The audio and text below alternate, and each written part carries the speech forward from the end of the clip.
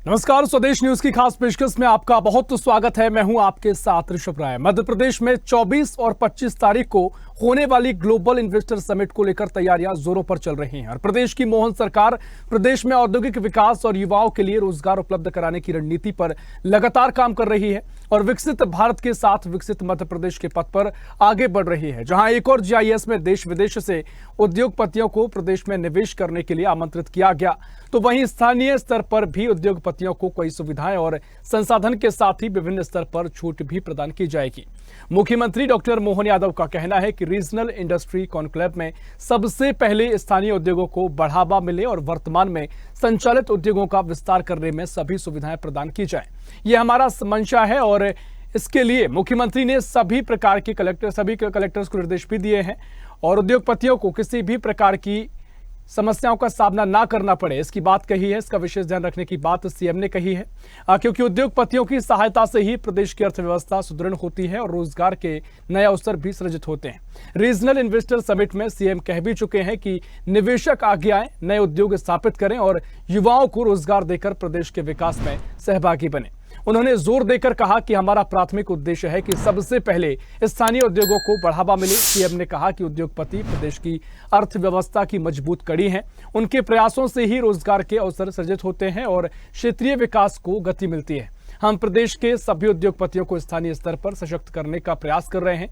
इसके बाद राज्य, राष्ट्रीय और अंतर्राष्ट्रीय स्तर आता है, जिनको उद्योगपतियों को अवसर दिया जाएगा। अब इसके लिए सरकार ने जीआईएस से पहले निवेश को बढ़ाने के लिए कैबिनेट में 8 नई नीतियों पर मध्य प्रदेश सरकार ने मुहर लगाई है, जिसमें इन्वेस्टमेंट प्रमोशन पॉलिसी के तहत प्रदेश में नया उद्योग स्थापित करने वाली कंपनियों को अतिरिक्त प्रोत्साहन दिया जाएगा। कुल मिलाकर निवेशकों के लिए महत्वपूर्ण नीति पर एमपी सरकार ने पहले काम किया, अब उसमें और विस्तार किया है। अर्थव्यवस्था मजबूत होगी और खासकर इस नई इन्वेस्टमेंट पॉलिसी 2025 के तहत पुरानी नीति 2014 का स्थान लिया जाएगा, जिसके चलते सरकार logistic policy, export promotion, ODOP policy भी लेकर आएगी और ये ओडीओपी पॉलिसी पहली बार प्रदेश में लागू की जाएगी। कुल मिलाकर एमएसएमई यानी सूक्ष्म, लघु और मध्यम उद्योगों के लिए भी कई प्रावधान इसमें देखने को मिलेंगे और जो स्थानीय उद्योग हैं, जो स्थानीय बड़े बड़े व्यापारी हैं, उनको यहां पर मध्य प्रदेश सरकार सहूलियत देते हुए उनको विस्तारित करने के लिए कदम आगे बढ़ा रही है।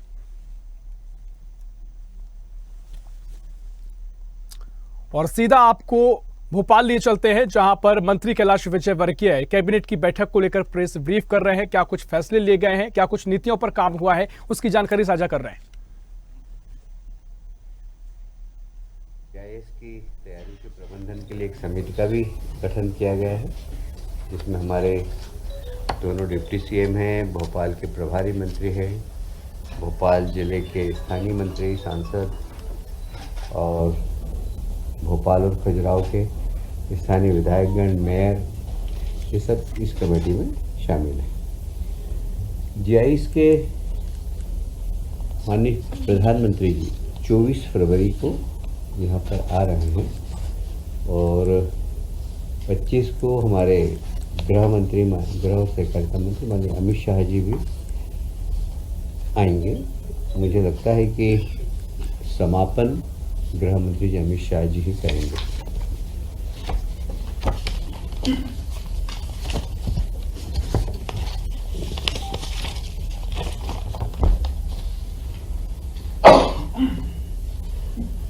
देखिए, हमारा जो पॉलिसी बनी है उसका मुख्य उद्देश्य मैं एक बार फिर से दोहराना चाहूँगा कि मध्य प्रदेश के नौजवानों को रोजगार मिले। फिर निर्यात को बढ़ावा कैसे हो, तो निर्यात को बढ़ावा देने के लिए एक अलग से हमारी पॉलिसी बनी है।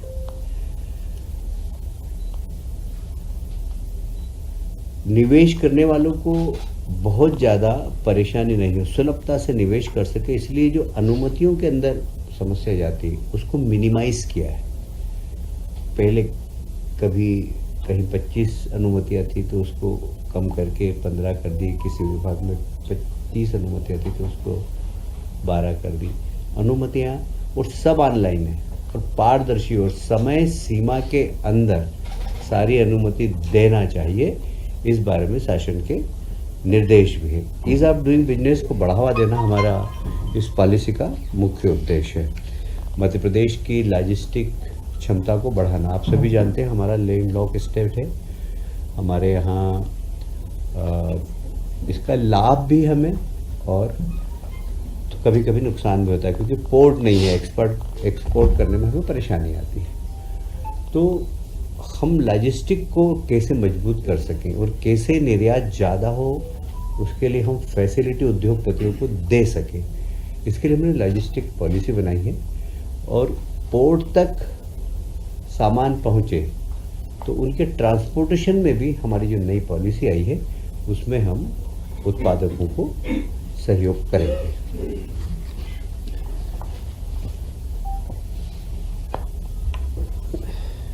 जैसे मैं आपको बताना चाहूँगा, जो हमारी पॉलिसी है उसके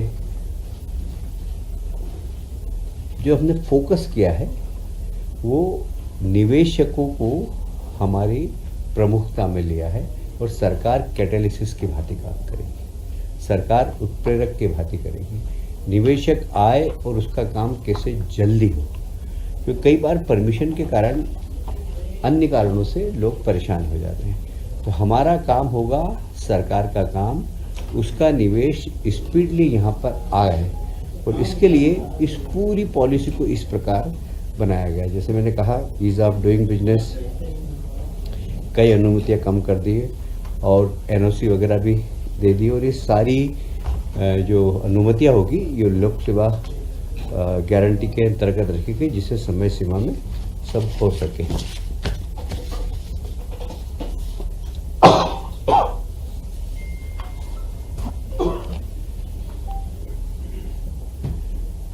मुझे ये कहते हुए बहुत प्रसन्नता है कि औद्योगिक संवर्धन नीति 2025 में जो मुख्य चीज़ें हैं, जो मैंने आपको पहले ही बताई पर इसको रिपीट करना चाहूँगा मैं, कि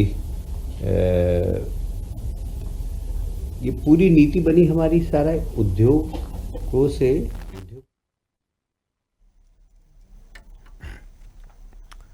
तो मध्य प्रदेश में ग्लोबल इन्वेस्टर समिट होने वाली है। 24-25 फरवरी का वो समय 2 दिवसीय समिट होगी। दुनिया भर से भारत उद्योगपति आएंगे और मध्य प्रदेश की मोहन सरकार स्थानीय उद्योगपतियों को आगे बढ़ाने के लिए तमाम प्रयास कर रही है। मेहमान हमारे साथ जुड़ गए, तारुफ आपको करवा देते हैं। वरिष्ठ पत्रकार आलोक इंदुरिया जी जुड़ गए। आलोक जी, बहुत स्वागत है आपका स्वदेश न्यूज में। और उद्योगपति दीपक भंडारी जुड़ेंगे, फिलहाल वो नहीं जुड़े हैं। आलोक जी, पहले मैं आपके पास से आ रहा हूं, जिस तरीके से जीआईएस होने जा रही है, क्या कुछ आपका इसको लेकर सोचना है, और खासकर जो स्थानीय रोजगार को बात कही जा रही है और जो स्थानीय उद्योगपतियों को बढ़ावा देने को लेकर पॉलिसी अब तैयार की गई है, उस पर मोहर अभी कैबिनेट की बैठक में लगी है, जिस तरीके से कैलाश विजयवर्गीय ब्रीफिंग भी कर रहे हैं।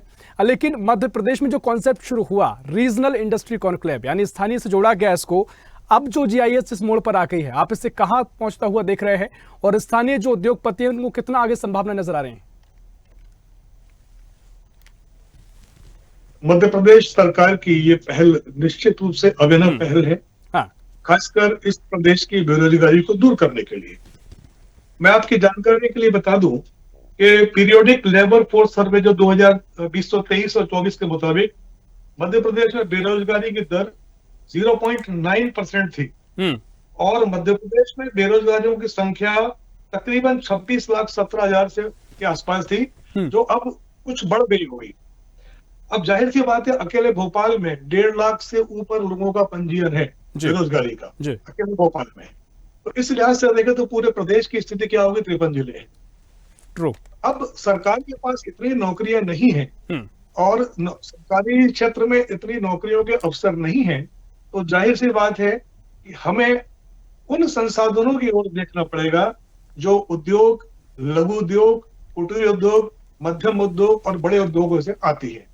और निश्चित रूप से जो माननीय मुख्यमंत्री जी का प्रयास है, ये प्रयास बहुत अच्छा है, क्योंकि मध्य प्रदेश इंडस्ट्री के लिए एक ऐसी जगह है जहां निवेशक निवेश कर सकता है। अब आप देखिए ना, हिमाचल एचपी बिल्कुल लास्ट कोने में है, लेकिन जितनी भी फार्मास्यूटिकल्स इंडस्ट्री है वो हिमाचल में है। कच्चा माल साउथ से जाता है, बनता वहां है, और वहां से पैक होके ऑल ओवर इंडिया में आता है। हम ठीक देश के बीच में बैठे हुए हैं, हमारे यहाँ चीजें क्यों नहीं हो पाती, क्यों नहीं हो सकती? जी ऋषभ जी। ठीक है, लेकिन देखिए जो स्थानीय स्तर के जो उद्योग हैं, महत्वपूर्ण बातें आपने कही, क्योंकि रोजगार को लेकर ही सरकार सतर्क भी नजर आई है, क्योंकि स्वाभाविक प्रैक्टिकल यही है कि रोजगार की इतनी दिक्कतें हैं और वो सरकारी विभागों में सिर्फ पदस्थ करके वो पूरी नहीं हो सकती है, बड़ी संख्या रोजगार और बेरोजगारों की है। लेकिन सवाल ये कि जो स्थानीय उद्योग है, अब सरकार इनको प्रमोट कर रही है, इनको तमाम तरीके की सुविधाएं देने जा रही है। अभी तक क्या स्थिति आप देख रहे हैं, क्योंकि इससे पहले भी हमने देखा तमाम तरीके से प्रयास किए गए हैं, कि अभी वो स्थिति में स्थानीय उद्योगपति आ पाए हैं कि इस पे जीआईएस के जरिए वो आगे बढ़ सकें? मेरे ख्याल से मध्य प्रदेश सरकार में जो सुविधा देने जा रही है, उस सुविधा के चलते निवेशक आकर्षित होंगे और मेरी जानकारी के अनुसार हो रहे हैं। पहले की स्थिति क्या है उस परिप्रेक्ष्य में मैं नहीं जाना चाहूंगा, क्योंकि ग्वालियर में मालनपुर बहुत बड़ा इंडस्ट्रियल एरिया है। हाँ। आधी इंडस्ट्री वहां बंद होती है, तो जरूरी नहीं है, कोई ना कोई तो वजह होगी ना। मेरा ये सोच है कि हमें उन चीजों की ओर भी देखना चाहिए जिनके कारण हमारी चलते हुए उद्योग बंद हो जाते हैं। लाल सीताशाही, ये बड़ा कारण है उद्योगों का नाश करने के लिए। इंस्पेक्टर राज, ये भी एक बहुत बड़ा कारण है उद्योगों का नाश करने के लिए। उद्योगपति को यदि आप स्वस्थ वातावरण देंगे तो उद्योग 10 मिनट लगेंगे, मीटिंग चल रही है, उसको सुरक्षा देंगे वो आपके आकर्षित होगा, उसको सुविधाएं देंगे वो आपके आकर्षित होगा। गुजरात इसका उदाहरण है। तो मेरे नजर में तो ये जो प्रयास चल रहा है, ये मध्य प्रदेश की बेरोजगारी को बहुत हद तक दूर करने में कामयाब होगा, क्योंकि मैं बहुत आशावादी दृष्टिकोण रखता हूँ चीजों के प्रति। नहीं, बिल्कुल सही बात है सर, बहुत महत्वपूर्ण बात है और होना भी यही चाहिए, क्योंकि संभावनाएं अगर हैं तो हम कितना उसमें देख सकते हैं, कितना विश्वास जगा सकते हैं, तभी वो जमीन पर उतरती है। दीपक भंडारी जी, मैं आपके पास आ रहा हूं। आप उद्योगपति भी हैं और जिस तरीके से जीआईएस होने वाली है, अभी तक regional industry conclave Madhya Pradesh में आयोजित हुए, दुनिया भर के उद्योगपति आए और स्थानीय स्तर पर कॉन्क्लेव का आयोजन हुआ, तो यहाँ के उद्योगपतियों को भी मौका मिला है और दुनिया भर से तकनीक जो आगे आने वाली है, जो उद्योग लगने वाले हैं, सभी को फायदा मिलने की संभावना जताई गई है।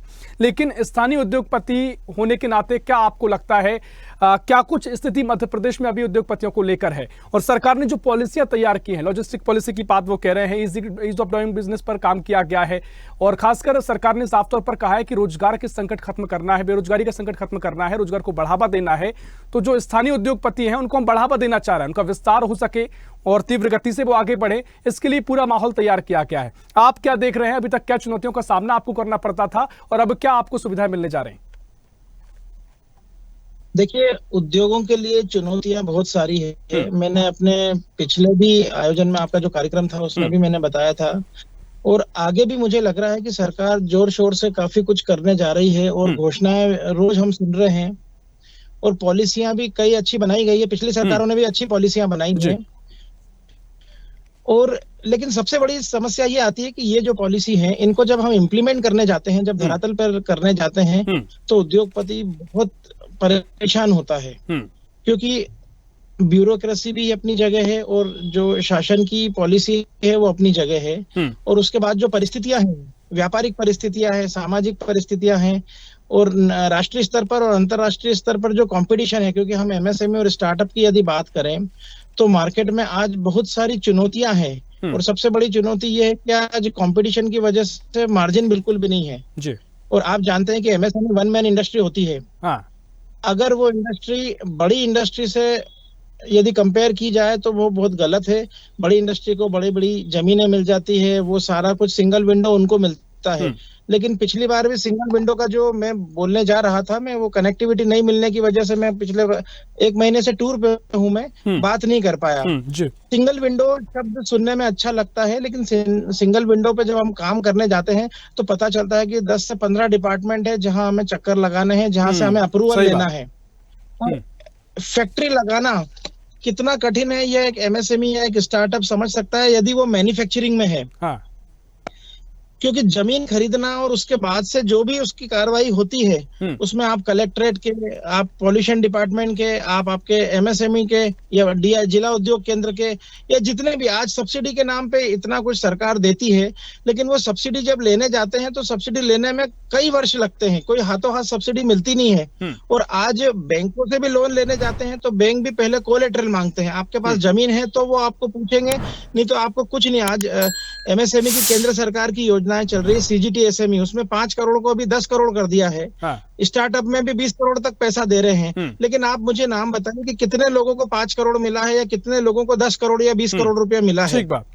अगर करोड़ों की बात ना करें, हम 5 लाख या 10 लाख या 20 लाख की भी अगर उद्योगों को सहायता मिले और बैंक उसमें ज्यादा लाग लपेट ना करते हुए सीधे सीधे आए कि यार हम आपको मदद करना चाहते हैं, सरकार की तरफ से हमें गारंटी दी गई है, लेकिन ऐसा होता नहीं है। हाँ, नहीं, ठीक है दीपक भंडारी जी, मुझे लगता है कि आप अपना अनुभव भी बता रहे हैं और जो स्थिति वाकई में अगर ये समस्याएं तो होती हैं, लेकिन जो अभी तक हमने चर्चा की है, मुझे लगता है इसी माहौल को बनाने की कोशिश की गई है, जो चुनौतियां आपकी रही उनको कम करने की अब कोशिश की गई है।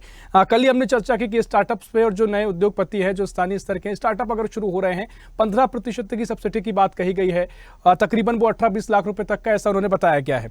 और भी ऐसी चीजें हैं जो आप समस्याओं का जिक्र कर रहे हैं, प्रक्रिया की बात हो, लगातार जो चक्कर काटने पड़ते हैं, जो ब्यूरोक्रेसी है, उसको लेकर अधिकारियों को लेकर निर्देश दिए गए हैं। अभी हमने देखा मुख्यमंत्री लगातार इस बात का जिक्र कर रहे हैं। तो आपको यहां से कम उम्मीद होना शुरू हो रही है, या फिर अभी आपके वही सवाल है कि वो जमीन पर जब उतरेंगी तभी आप संतुष्ट होंगे? देखिए, उम्मीद पे दुनिया कायम है और आज इंडस्ट्री कोई भी व्यक्ति लगाता है तो अपने साहस से लगाता है, और उसके बाद यदि शासन प्रशासन का सहयोग मिलता है तो वो ग्रो भी करती है, और इंडस्ट्री ग्रो करती है तो रोजगार की जो आपने बात की है, रोजगार उसमें बढ़ते ही हैं। आज विदेशों से भी, हाँ, विदेशों से एक्सपोर्ट की भी यदि बात की जाए तो मध्य प्रदेश के मध्य भाग में होने की वजह से 24 घंटे में डिलीवरी कहीं भी होती है और सारे पोर्ट जुड़े हुए हैं, तो एक्सपोर्ट भी हम यहाँ से बढ़ा सकते हैं। लोकल जो उद्योग हैं, कुटीर उद्योग, ग्रामीण उद्योग, उनको भी हम लोग पूरे 55 जिले में काम दे सकते हैं, और उसके बाद फिर वो लोग अपना स्वरोजगार भी कर सकते हैं।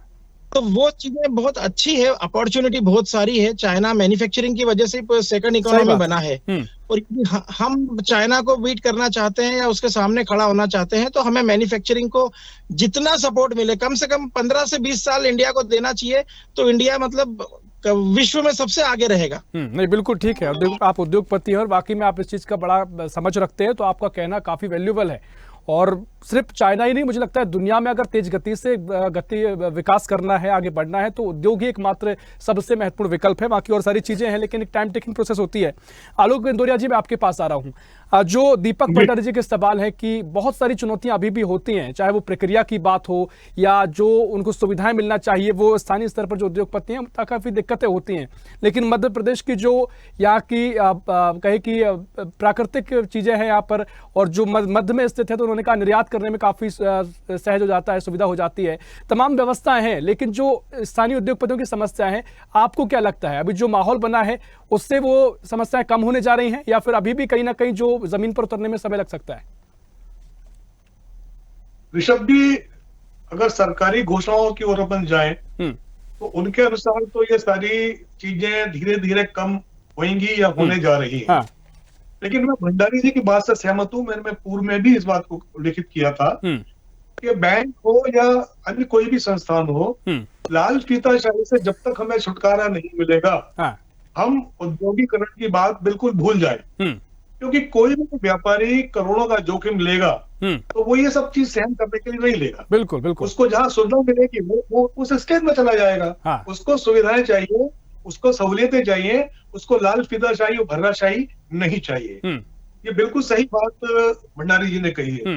लेकिन जिस प्रकार माननीय मुख्यमंत्री जी बातें कर रहे हैं, या कैलाश विजयवर्गीय जी ने अभी कैबिनेट की बैठक में कहा, उससे ये लग रहा है कि सरकार, और मेरे ख्याल से केंद्र सरकार भी, क्योंकि मध्य प्रदेश सरकार बिना केंद्र सरकार की अनुमति के सारे काम नहीं कर सकती, निश्चित रूप से इसमें माननीय मोदी जी का दखल है, और उनके कारण ये सारी प्रोसेस इतनी फास्ट, इतनी तेज हो रही है, जिसका उदाहरण है 24 तारीख को उनका खुद का मध्य प्रदेश में आना। ये बहुत बड़ी बात है कि वो मध्य प्रदेश में इस कॉन्क्लेव के उद्घाटन के लिए आ रहे हैं। यानी केंद्र सरकार भी चाहती है कि मध्य प्रदेश का औद्योगिकरण हो, और मध्य प्रदेश सरकार भी चाहती है मध्य प्रदेश का औद्योगिकरण हो। और मध्य प्रदेश का नेतृत्व भी चाहता है कि मध्य प्रदेश का औद्योगिकरण हो। तो जाहिर सी बात है, अगर ये सब चाहते हैं तो फिर ये जितने हडल्स हैं, मेरे ख्याल से ये नहीं रहना चाहिए, वो शायद न रहे। निश्चित तौर पर देखिए, समय पूरा हो गया। चर्चा काफी महत्वपूर्ण आपने हमसे की है, लेकिन एक महत्वपूर्ण बात जो दीपक भंडारी जी ने कही कि कोई भी उद्योगपति अपने जोखिम पर, अपने साहस पर ही उद्योग स्थापित करता है, लेकिन बहुत महत्वपूर्ण हो जाता है कि जब केंद्र सरकार और प्रदेश सरकार उसको सुविधाएं दे तो किस गति से चीजें आगे बढ़ेंगी। मुझे लगता है कि काफी महत्वपूर्ण है और आगे का समय हमें देखना बड़ा दिलचस्प होगा कि कितना कुछ GIS से निकलता है और स्थानीय उद्योगपति क्या कुछ इसका फायदा ले पाते हैं, कितना ग्रोथ कर पाते हैं। इस पर सभी की निगाह होंगी। महत्वपूर्ण बातें आपने कही। आलोक जी बहुत शुक्रिया, दीपक जी आपका बहुत शुक्रिया, आलोक जी आपकी चर्चा में शामिल होने के लिए। तो मध्य प्रदेश की मोहन सरकार लगातार तमाम फैसले ले रही है और जिस तरीके से GIS का आयोजन होने जा रहा है, 24-25 फरवरी का वो दिन जब GIS का आयोजन होगा, दुनिया भर से उद्योगपति यहाँ पर पहुंचेंगे और मध्य प्रदेश के जो स्थानीय उद्योगपति हैं, अब उनको कैसे बढ़ावा दिया जाए, उनको कैसे आगे लाया जाए, इस पर फोकस भी मोहन सरकार कर रही है। कैबिनेट बैठक में कई पॉलिसीज पर मोहर लगी है। ये सारी वही पॉलिसीज हैं जो स्थानीय उद्योगपतियों को माहौल तैयार कर सके, इनकी समस्याओं को कम कर सके, चुनौतियों को कम कर सकें। तो कुल मिलाकर उद्योगपतियों के लिए ये कहा जा सकता है कि अच्छा समय आने जा रहा है और इसका बहुत फायदा उनको मिलने जा रहा है। और न सिर्फ स्थानीय उद्योगपति बल्कि दुनिया भर से जो उद्योगपति आने वाले हैं, वो मध्य प्रदेश की किस्मत भी आज से तय होने जा रही है। फिलहाल के लिए इस खास पेशकश में इतना ही। देश प्रदेश की और भी खबरों के लिए देखते रहिए स्वदेश न्यूज, सबसे पहले देश। ऐसी ही खबरों के लिए हमें लाइक करें, शेयर करें, फॉलो करें और यूट्यूब पर सब्सक्राइब करें और बेल आइकन दबाना ना भूलें। साथ ही ताजा अपडेट्स के लिए हमारी वेबसाइट स्वदेशलाइव.com पर जरूर जाएं।